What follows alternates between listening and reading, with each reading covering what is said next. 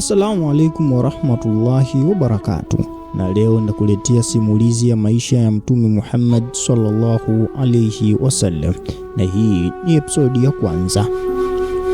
Kabla ya kuzaliwa kwa kiongozi huyu, ulimwengu ulikuwa umegubikwa na giza nene la kimaadili na kifikra. Katika mji wa Maka uliokuwa kitovu cha biashara na ibada, nyumba tukufu ya Kaaba ilikuwa imezungukwa na masanamu yapatayo 360, kila moja likiwakilisha mungu wa kabila fulani. Jamii ya Kiarabu ilikuwa imegawanyika katika koo zenye sifa ya kulipiza kisasi kwa karne nyingi.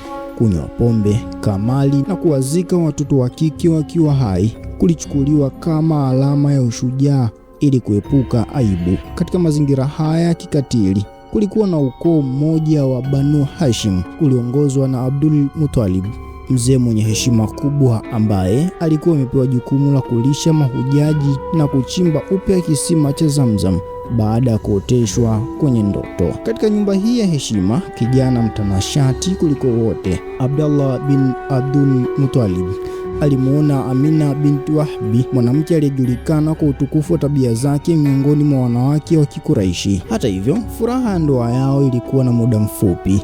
Abdullah aliondoka kuelekea Sham kwa ajili ya biashara, na akiwa njiani kurudi aliugua na kufariki mjini Madina katika kijiji cha Yathrib, akimwacha Amina akiwa na ujauzito wa miezi michache. Katika kipindi hiki cha upweke wa ujane, matukio ya ajabu yalianza kutokea.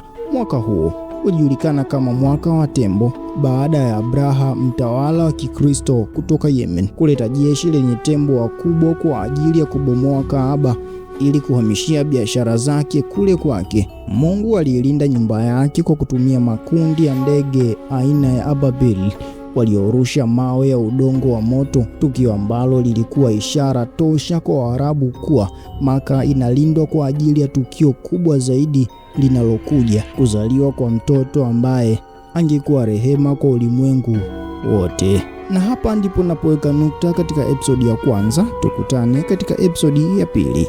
Jina langu ni Hussein.